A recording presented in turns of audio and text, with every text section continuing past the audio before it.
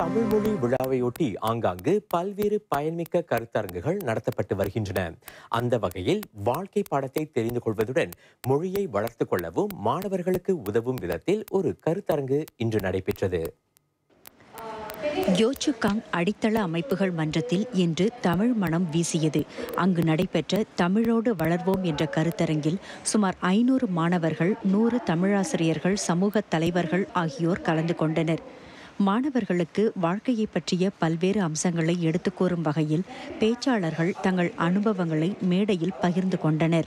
அந்த வகையில் நமது சமூகத்தில் வெற்றியடைந்த தலைவர்களில் சிந்தா தலைமை நிர்வாகி அதிகாரி திரு ராஜசேகர், மருத்துவ நிபுணர் டாக்டர் அனிதா அண்ணாதுரை மற்றும் புதிய ஊடக பயிற்சிப்பாளர் குணசேகரன் ஆகியோர் இன்றைய கருத்தரங்கில் கலந்து கொண்டு தமிழோடு அவர்கள் வளர்ந்த விதத்தை மாணவர்களிடையே பகிர்ந்து கொள்வார்கள். மாணவர்களும் அவர்களை சிறப்பான கேள்விகளை கேட்டு எப்படி தமிழோடு அவங்களும் முன்னேறலாம் என்று பகிர்ந்து கொள்கிறார்கள். தமிழ் மொழி விழாவையொட்டி 5வது ஆண்டாக இந்த நிகழ்ச்சி நடத்தப்பட்டது. பேச்சாளர்களின் உரை மூலம் மாணவர்கள் பலவற்றை கற்றுக்கொண்டனர். நம்மளோட முன்னோர்கள் வந்து நம்மக்கிட்ட ஒரு பொக்கிஷம் கொடுத்துருக்காங்க. அந்த பொக்கிஷத்தை நம்ம வந்து நல்லா கட்டி காக்கணும். இல்லைன்னா தமிழ் வந்து அழிஞ்சே போயிடும்.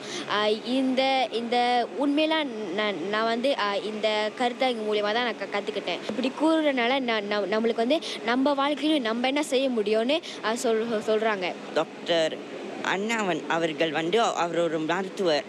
அவர் வந்து ஒரு குறிக்கோள் வச்சுட்டு அந்த குறிக்கோள் அடைய நிறைய முயற்சிகள் செஞ்சுருக்கிறாரு. அவர் என்ன கஷ்டங்கள் எடுத்திருக்காரு கூட சொல்லியிருக்காரு. அதை வைத்து நாங்கள் வந்து அவரை ஒரு முன்மாதிரியாக எடுத்துக்கொண்டு அவரை போல் நாங்கள் வந்து செயல்படுத்தலாம். கருத்தரங்கில் கேள்வி பதில் அங்கமும் இடம்பெற்றது. அதில் தங்களுக்கு தோன்றிய சந்தேகங்களை கேட்டு தெளிவு பெற்று சென்றனர் மாணவர்கள்.